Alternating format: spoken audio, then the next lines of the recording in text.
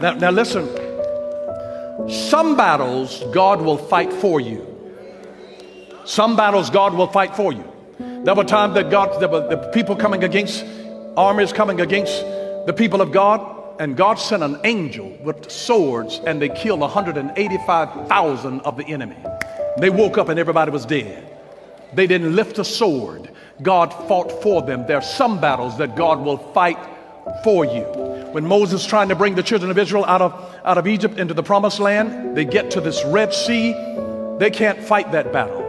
And God says to Moses, stand still and see the salvation, the deliverance of the Lord that I'm getting ready to bring. And God caused an east wind to blow all night long. And the Bible gives us an insight into that. I had to go over into the Psalms to discover how God did it. It said that God congealed the waters. That means that he froze them. No wonder they could go through on dry land. The waters were congealed. God congealed the waters on both sides and allowed them, nearly 3 million people, to pass through on dry land because the waters were congealed by God. God did that. Man had nothing to do with that. So there are some battles that God will fight for you. When Pharaoh's army was pursuing them, God himself stood between them in the pillar of cloud by night, and so that they could not reach the people of God. God fought for them. They had nothing to do with it. There are times, battles, some battles God fights for you. Other battles God fights through you.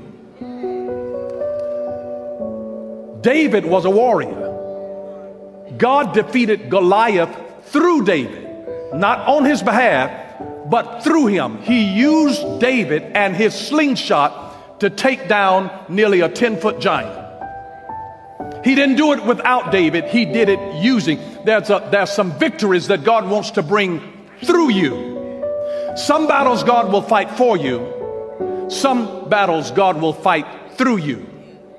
When it came to David fighting for Israel as their king, he was a massive warrior and he could go to war, and God, through David, was able to slay them.